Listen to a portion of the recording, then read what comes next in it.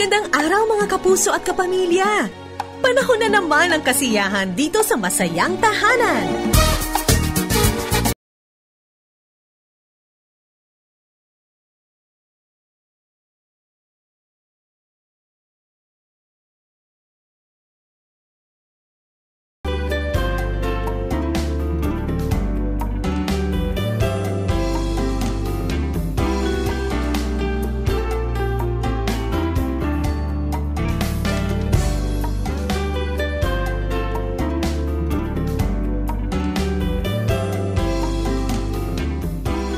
Magandang araw sa lahat ng ating mga ka-family. Ako ang inyong kumare forever, Maloy Malibirang Salumbides. Ilan ba sa inyo ang gustong magbiyahe ngayong araw na ito? Nako, ang good news ko sa inyo. Tayo ay papasyal at magbabiyahe tayo sa Camotes Island. Alam niyo ba kung nasa saan yan? Yan ay isang probinsya ng Cebu. At meron tayong bibisitahin na talaga namang very inspiring na nanay. Di ba ang mga nanay, ang dami na nating mga suot-suot na mga sombrero, maraming mga responsibilities na pilit nating pinagsasabay-sabay. Aba, ito pong super nanay na ito, bukod sa siya ay nagtitinda ng mga gulay, syempre nag-aalaga ng mga anak, at sumusuporta sa kanyang asawa, nagawa po niyang magtapos ng kolehiyo habang pinagsasabay-sabay ang lahat ng ito. But wait, there's more. Kahit siya'y nakapagtapos ng pag-aaral na, gusto pa niyang dagdagan pa yung kanyang grado. Hindi grado ng mata, kundi grado ng kanyang matatapos na mga kurso. Kamakailan, nabasa natin, laman siya ng balita, na-interview na rin ng iba pang mga istasyon ng radyo at saka ng TV. Pero ngayon po, natutuwa tayo dahil meron tayong pagkakataon na makakwentuhan at madalaw sa Camotes Island ang bagong graduate, si Mami Lisel Nudalo. Yay! Welcome sa Masayang Tahanan, Lisel. Kamusta ka? Thank you po. Okay naman po. Napakaganda naman ang background mo dyan. Kwentuhan mo nga kami ng konti tungkol sa Camotes Island, lalong-lalo na yung hindi pa nakakapunta dyan sa Camotes Island.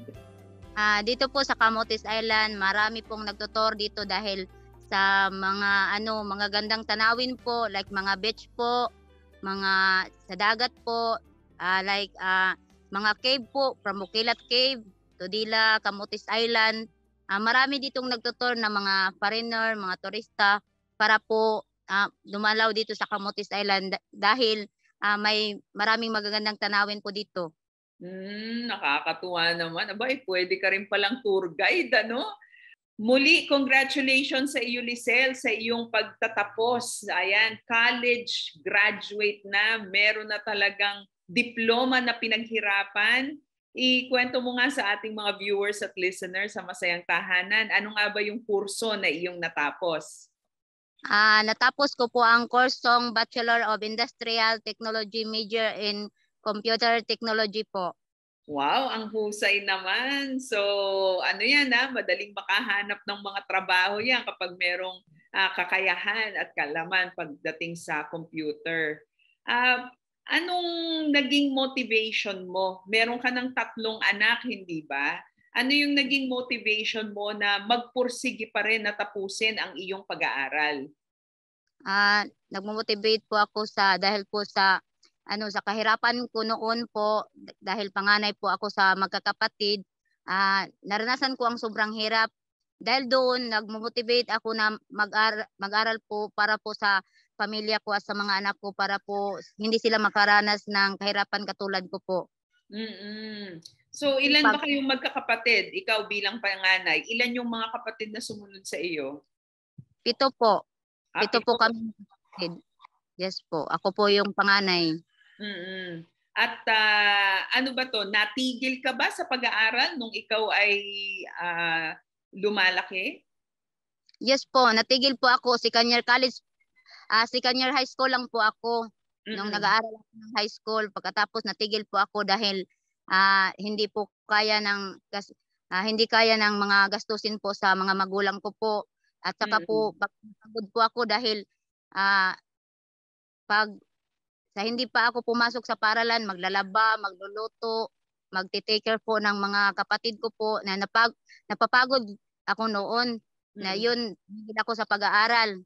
Pagkatapos po, nag-aasawa po ako nung 18 po ang edad ko. Mm. Pagkatapos po, nag-take po ako ng ALS po, through Alternative Learning System po.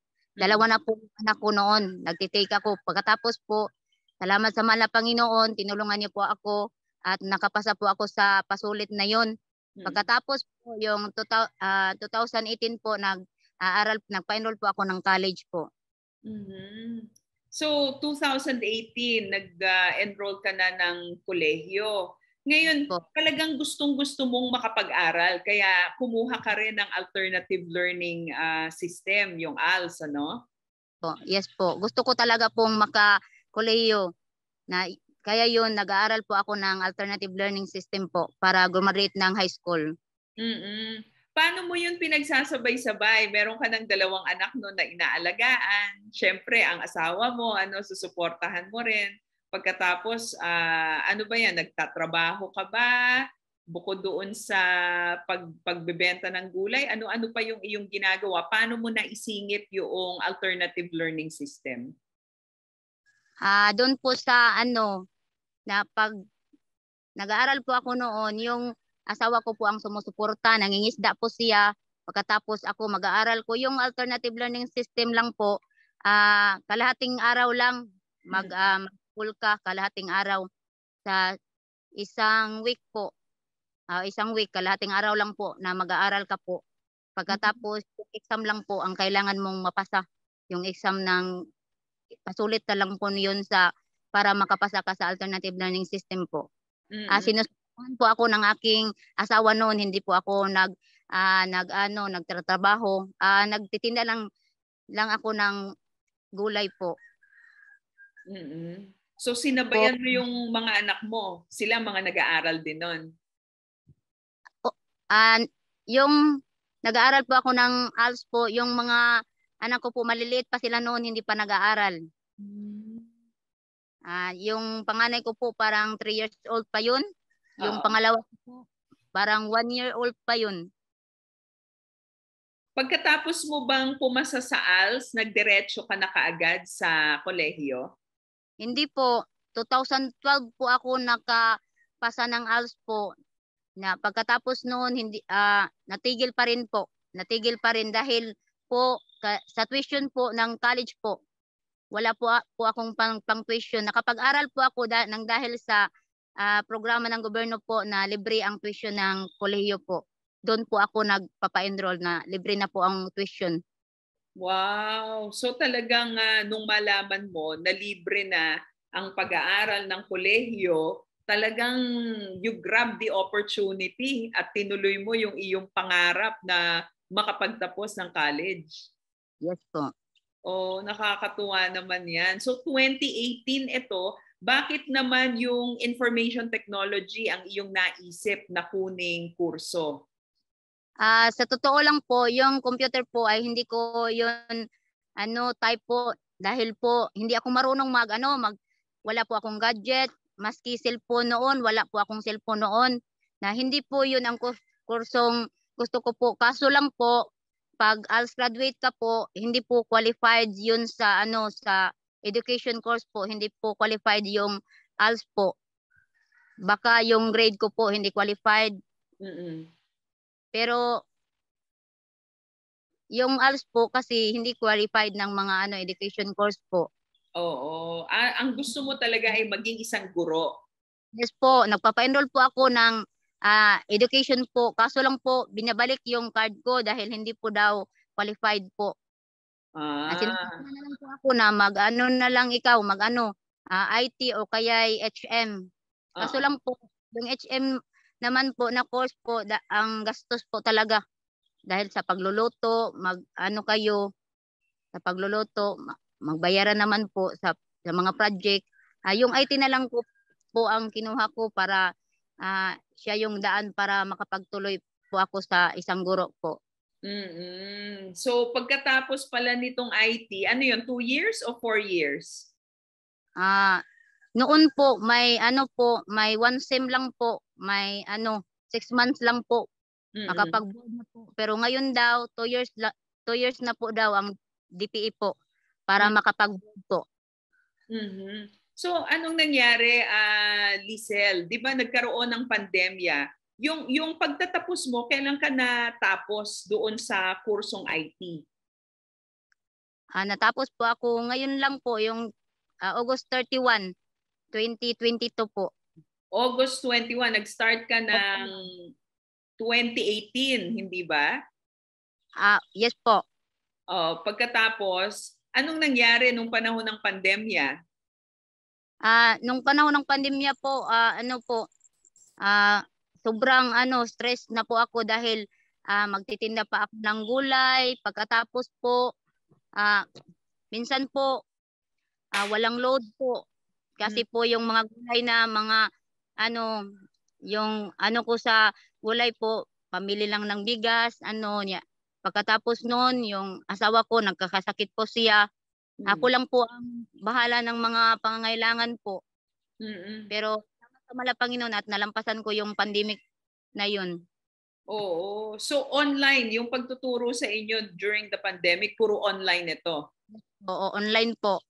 Noon po wala po akong cellphone, pero salamat sa mala Panginoon may hinihipo po yung nagbigay ng kaibigan ko po, hinihipo ng mala Panginoon na binigyan ako ng cellphone po.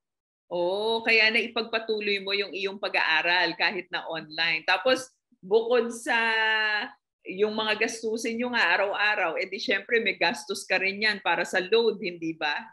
Yes po. Gastos talaga po sa load po. So yung kurso mo, gaanong katagal mong tinapos? Sabi mo kanina, merong 1 year, merong 2 years.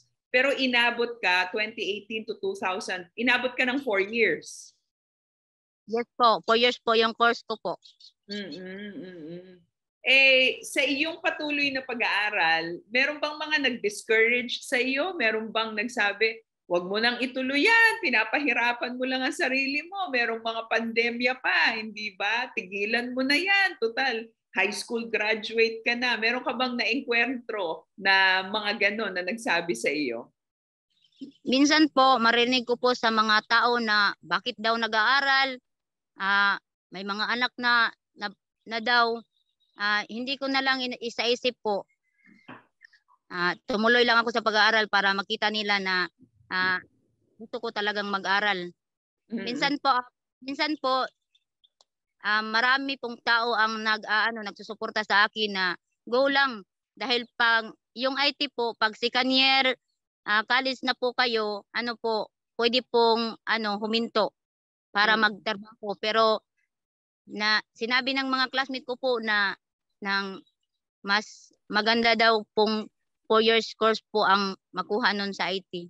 Kaya tumaban lang po ako sa hirap ng buhay, lumalaban lang talaga sa tulong at habag ng mahal na Panginoon, nakalampas po ako noon ng mga pagsubok. Oo. Ano yung pinakamatinding pagsubok na pinagdaanan mo nung ikaw ay nag-aaral, Lisel? Yun pong pag third year college na po ako, pag second year ko po, nabubuntis po ako ng bunso ko po. Parang na-down ako noon dahil buntis ako, hindi na talaga ako makapagpatuloy sa pag-aaral. Pero nalampasan ko yun. Pagkatapos, yung third year college na po ako, yun po ang panahon ng pandemic. At sinubok ako ng mahal na Panginoon na yung isa ko pong anak po, kinuha ng mahal na Panginoon, namatay po siya. Yun ang mga panahon na talagang down na po lahat ng sa buhay ko po, parang down na po ako. Parang hindi ko na naisip ko hindi na ako tumuloy sa pag-aaral dahil po yun ang anak ko pong gusto na maging sabi niya, ma, gusto ko pong, bakit gano'n na ang bahay natin hindi maganda samantalang ang sa iba ay maganda. Gusto po niyang maging ang buhay namin masagana po. Pero yun po ang kinuha ng mahal na Panginoon po. Yun talagang time na yun, down na down talaga ako. Pero ang ginagawa ko lang po, nanalangin sa mahal na Panginoon na i-comfort pong buhay ko at nag-aayuno po ako para ang mahal na Panginoon po ang siyang magagay sa akin sa pagsubok na yun. Mm. Naku, napakadami pala na challenge na kinaharap mo, yung mawalan ng anak na mahal mo, talagang napakabigat na pagsubok buhat sa ating Diyos. Ngunit eto ka ngayon, kausap namin, kakwentuhan namin at nagpapatuloy sa tulong at biyaya ng Panginoon. Naku, talaga namang very inspiring ang iyong buhay at yung iyong katatagan, Lisel. At to think na nanganak ka, nabuntis ka noong panahon na yon. Talagang napakarami kasi tayo mga babae, hindi ba, kapag nanganganak tayo, syempre, yung hormones natin, mas emotional tayo, para bang ang gusto natin, aalagaan tayo. Pero napagtagumpayan mo ang lahat ng ito, kahanga-hanga. Hindi lamang pala yung iyong college diploma ang dapat na palakpakan at hangaan, kundi kung paano mo rin hinarap yung pagsubok na nawalan ka ng isa sa iyong mga anak. Kamusta kayong mag-asawa noong panahon na ikaw ay nag-aaral at noong panahon na pinagdaraanan nyo nga yung pagsubok ng pagkawala ng anak ninyo? Yung asawa ko po talagang down na down din po siya dahil po hindi niya sukat akalain na yun ang anak namin mamamatay po. Pagkatapos noon, sa isip lang namin po na talagang pagsubok lang ng mahal na Panginoon. Ang mahal na Panginoon ang siyang magbigay ng buhay, siya rin ang magkuha. And doon po, tanging pag-aalay ng dalangin lang po ang aming ginagawa para sa mahal na Panginoon, para i-comfort po kami. At salamat sa mahal na Panginoon na binigyan niya kami ng comfort po sa aming buhay, at go na lang po sa sa mga trabaho ngayon po. Lisel, pwede mo bang i-describe sa amin kung ano ang itsura ng isang ordinaryong araw para sa iyo nung ikaw ay nag-aaral pa? Paano mo pinagsasabay-sabay yung iba't ibang mga responsibilidad? Anong oras ka gumigising sa umaga? Gaano katagal kang naglalako ng mga gulay? Kailan mo ipinapasok yung iyong pag-aaral? Naku, isa-isahin ko palang nalulula na ako eh. Paano mo ginawa yon? Ano yung schedule mo? Ano itsura ng araw mo, Lisel? Sa araw po, pagkagising ko po, nagprepare na po ako ng mga gulay. Yung pagprepare ng mga gulay po, matapos yun mga 1 hour po. Pagkatapos po, mga 9 a.m. po, naglalako na po ako doon sa bahay-bahay po, magtitinda ng gulay po. Minsan po, nakauwi ako sa amin mga 12 p.m. po to 1 p.m. Pagkatapos noon, maglalaba po ako. Pagkatapos, sabay-sabay na lang po ang pag-aaral po, yung sa mga activities, paggawa po ng mga activities, sabay-sabay na lang po sa pagti-take care ng anak ko po. Mga 4 p.m. po, maglalakad na po ako patungo sa school, dahil sa mga oras na yon maglalakad po ako patungo sa school. Pero pinapasakay lang po ako ng mga mababait kong classmate, mga neighbors ko po, mga friends ko po. Naglalakad lang po ako noon. Yun po ang schedule ko po. Tapos hanggang anong oras na yan, yung sa eskwelahan? Hanggang 9:30 p.m. po.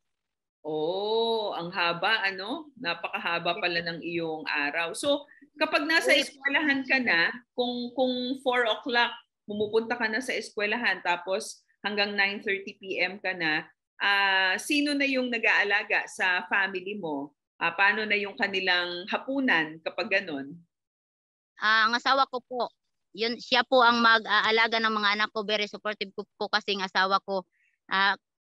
Pag ang asawa ko ay nangingisda po, yung hipag ko po, mababait naman po sila. Sila po ang bamantay ng mga anak ko.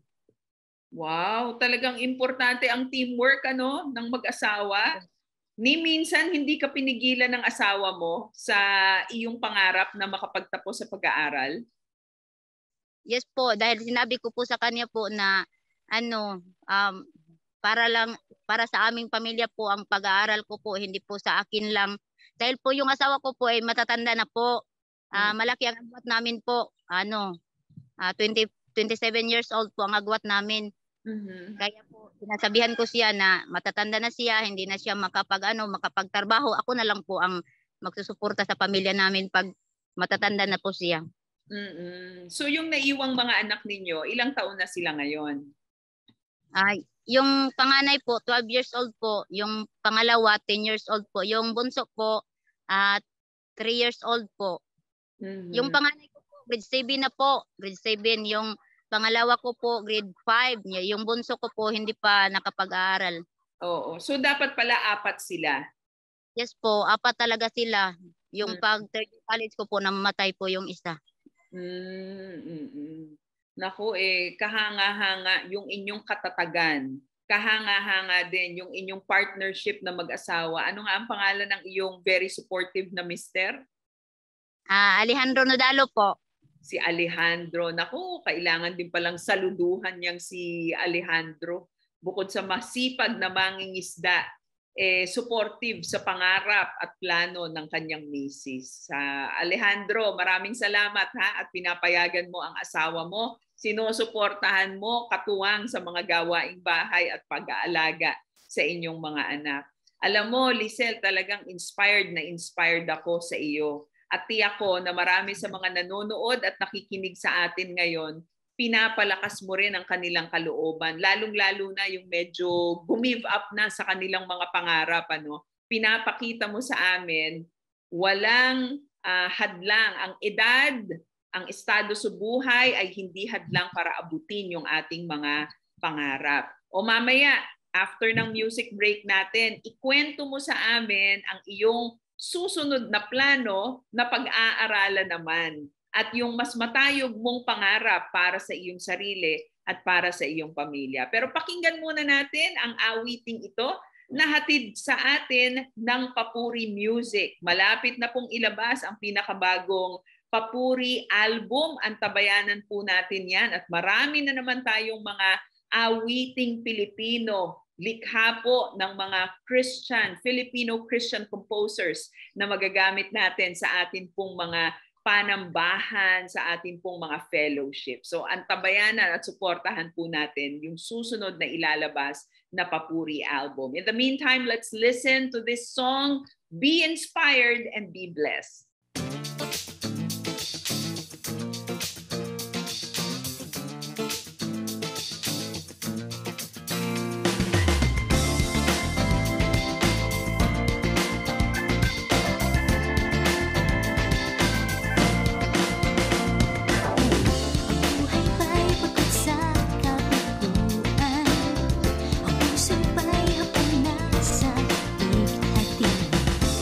Isip ba'y puno ng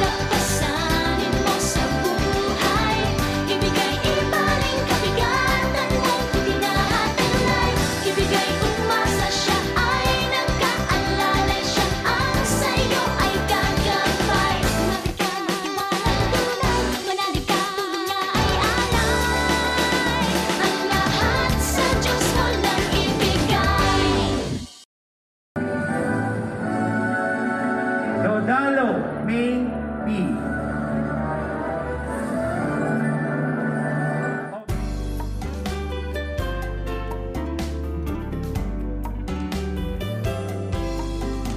Nagbabalik po tayo sa ating masayang kwentuhan, very inspiring na kwentuhan dito sa Masayang Tahanan. Ang program po na ito ay hatid sa inyo ng Back to the Bible Philippines at ng Far East Broadcasting Company. Tayo po ay napakikinggan sa iba't ibang himpilan ng FEBC. Of course, naririto tayo sa 702 DZAS ngayon. Atin ngang dinadalaw ang isang kababayan na talaga namang naghahatid ng inspirasyon sa marami nating tagapakinig ngayong araw na ito. Hindi hadlang ang edad, hindi hadlang ang trabaho, hindi hadlang ang pagkakaroon ng mga anak at ng pamilya para patuloy nating abutin ang pangarap na inilagay ng Panginoon sa ating puso. Kasama nga natin ngayon, bagong-bagong graduate at 32 years old, si Lisel Nodalo. Again, congratulations, Lisel! Kami ay proud na proud sa iyo. Maraming salamat po. Sino ba ang mga professors na gusto mong pasalamatan sa iyong pagtatapos? Mga kaklase na gusto mong batiin ngayong araw na ito? Pati ang mga anak mo, baka gusto mo silang batiin ngayon, Lisel. Sa mga instructor ko pong mababait, katulad ni Mr. Romel C. Ilagan po, Sir Bayon po, Sir Nodalo po, Ma'am Nodalo, Ma'am Hobrero, sa lahat po ng instructor ko pong mababait, magandang hapon po sa inyong lahat. Sa mga kaklase ko pong mababait, sa mga friends ko po, Jessa De Jesus, Jonah De Jesus, Giselle Nodalo, sa mga classmates ko pong mababait, magandang hapon po sa inyong lahat. Mga anak ko po, magandang hapon po. Jean Mark Nodalo, Charity Nodalo, and Princess Nodalo po. Ayan, ako. Ang binati mo, yung mga mababait lang, yung mga salbahe, hindi mo binati. Lahat po. Lahat, yung mga nagpasakay sa'yo para makapunta ka on time at hindi malate sa iyong mga klase, hindi ba? Naku, nakakatuwa. Talagang ang Panginoon magbibigay siya at magbibigay ng mga tao na tutulong sa atin. Hindi niya tayo pababayaan na mag-isa lamang tayo o mahirapan tayo. Talagang sa bawat pagsubok ng buhay, meron siyang ipadadala at ipadadalang tao na magiging daluyan ng pagpapala ng Diyos sa ating buhay. And of course, nagpapasalamat din tayo dahil ang government ka natin ginawa ng libre yung pag-aaral ng kolehiyo. Napakalaking kagaangan yan sa mga tao na gustong ipagpatuloy yung pag-aaral nila. So meron ka ng diploma. Saan mo isinabit ang iyong diploma, Lisel? Sa ngayon po, hindi po ko po nakuha yun dahil magre-request pa po yun sa register po. Hindi pa po na-approve yung request ko po. Ayun. Pero pag nakuha mo na yon, saan mo planong i-display yung iyong pinaghirapang diploma? Sa bahay ko po, sa maliit na bahay po.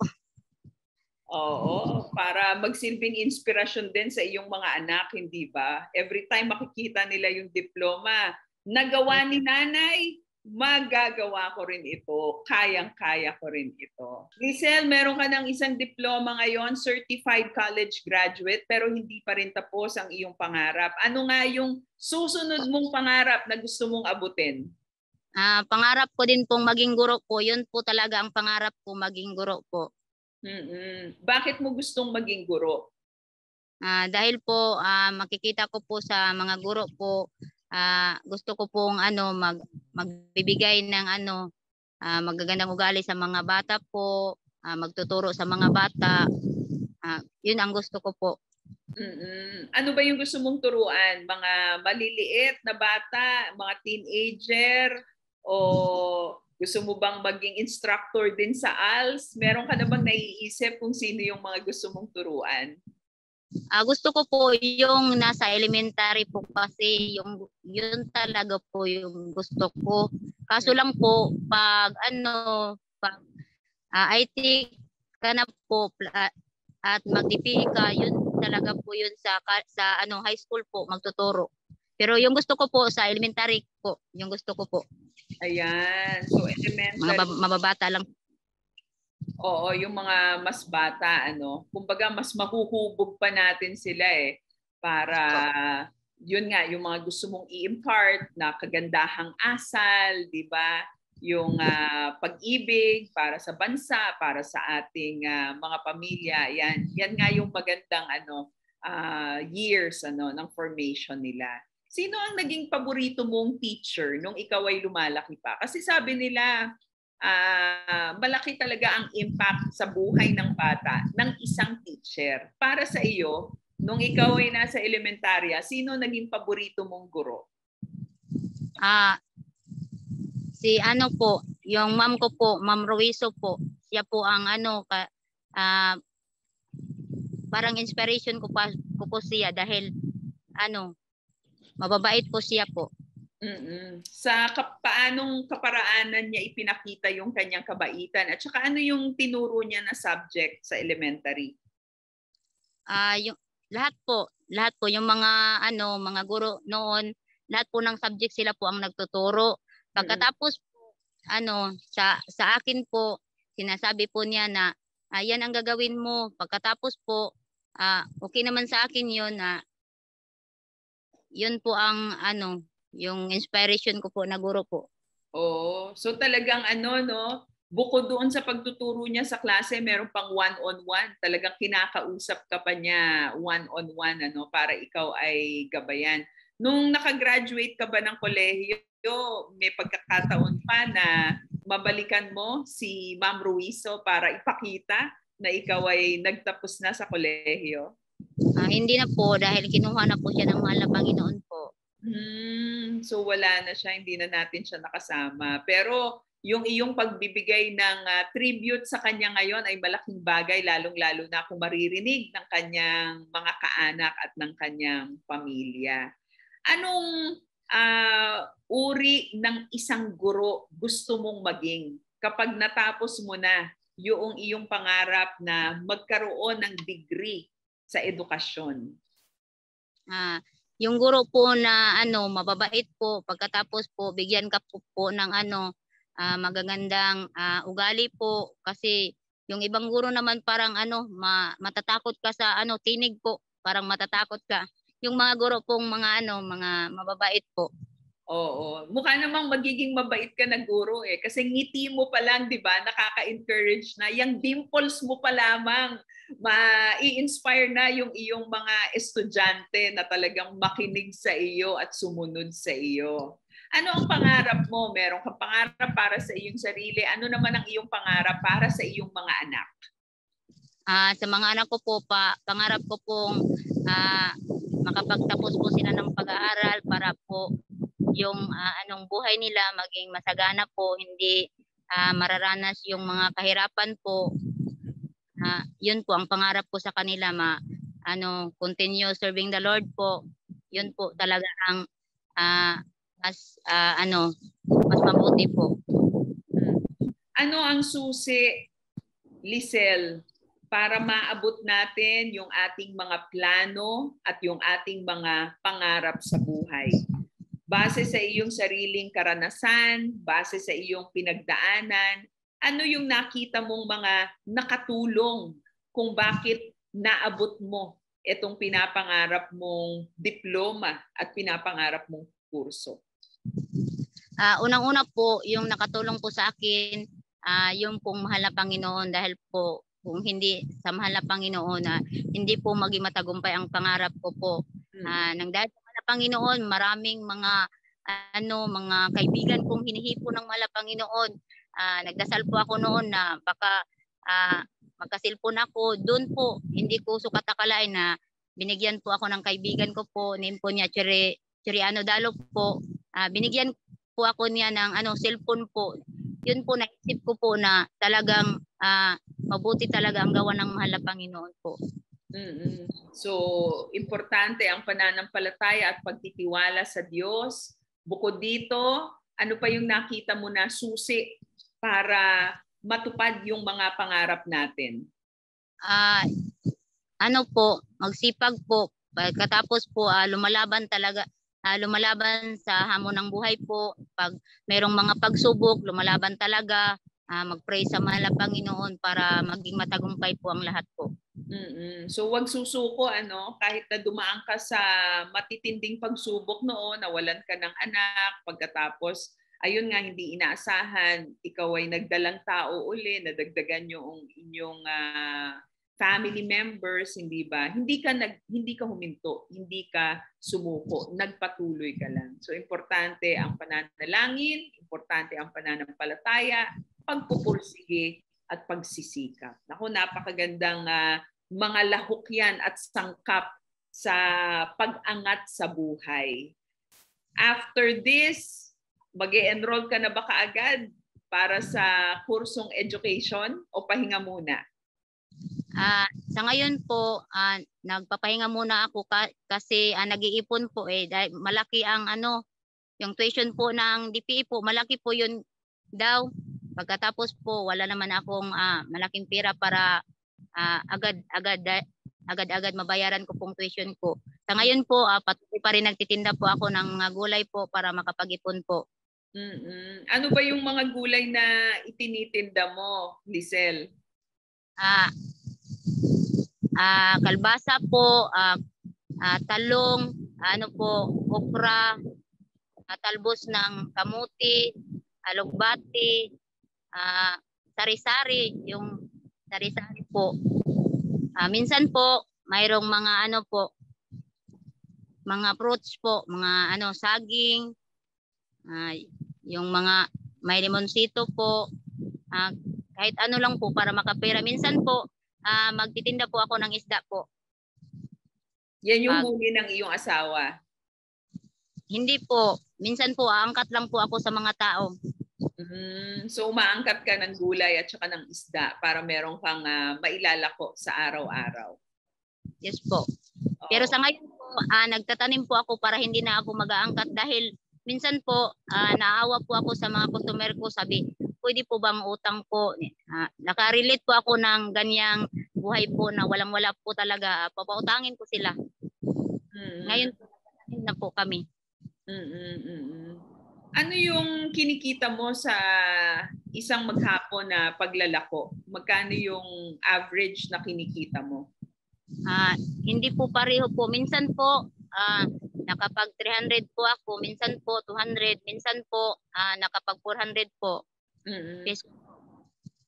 At sa bawat na kokolekta mo, ilang porsyento, mga magkano yung itinatabi mo para doon sa iyong pag-iipon sa pag-aaral? Minsan po, wala po. Minsan meron 50 pesos po pang pang 20% po. Mga 20%. So medyo mahaba-habang ipunan nito, no? Bago maabot yung susunod naman, yung next level ng iyong mga plano. Pero gaya nga ng sinabi mo, sa patuloy na pagtitiwala sa Panginoon, wala namang imposible. Mabubuo at mabubuo ang halaga na yung kinakailangan. And who knows, baka sa pakikinig ng ating mga viewers at listeners ngayon, merong nais na maging kabahagi ng journey mo para naman maging isang guro. Lisel, ano ang iyong mensahe para sa mga nanonood at nakikinig sa atin ngayon na medyo nahihirapan at gusto nang sumuko?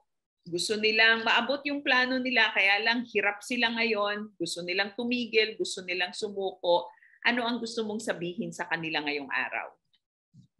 Sa mga katulad ko pong may pangarap po, sa katulad ko pong ina na po na naging estudyante po, tumalaban lang po tayo sa hamon ng buhay po.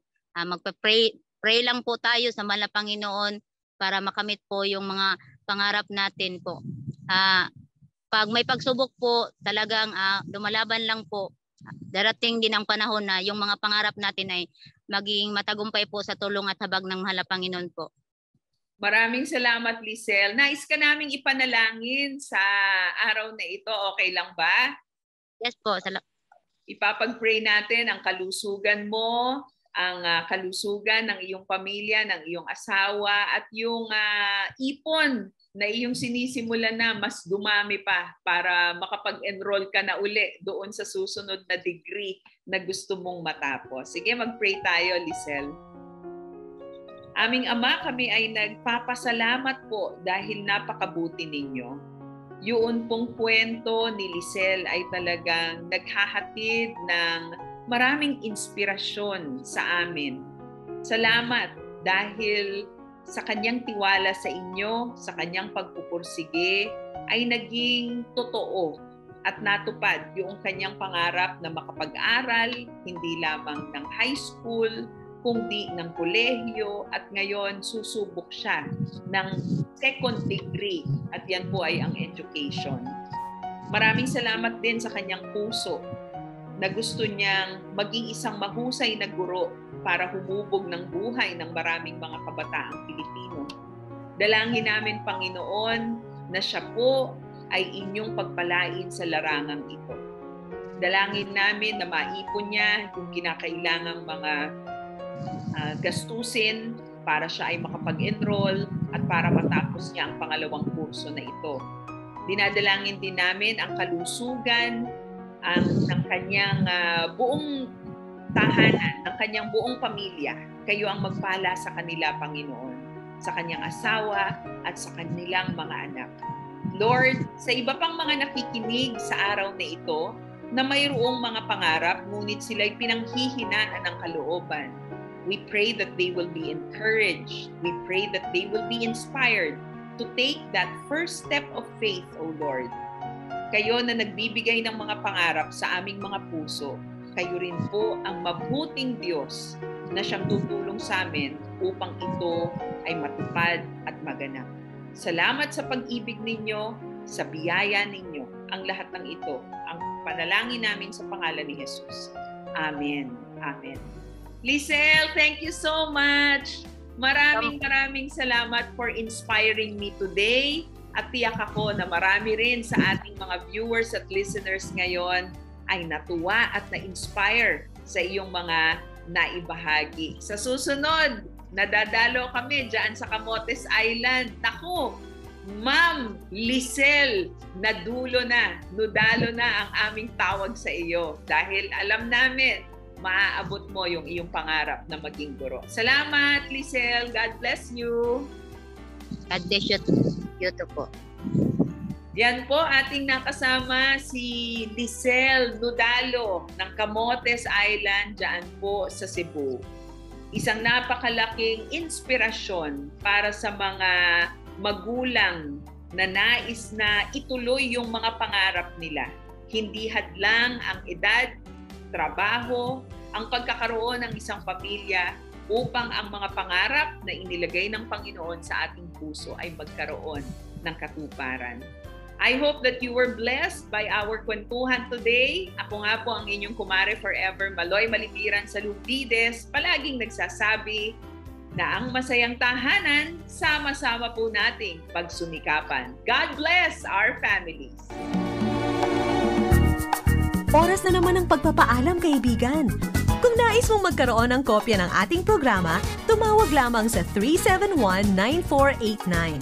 At kung nakatulong sa iyo at sa iyong pamilya ang Masayang Tahanan, magparamdam ka naman, kapatid! Sumulat ka sa Masayang Tahanan, P.O. Box 1750 Manila.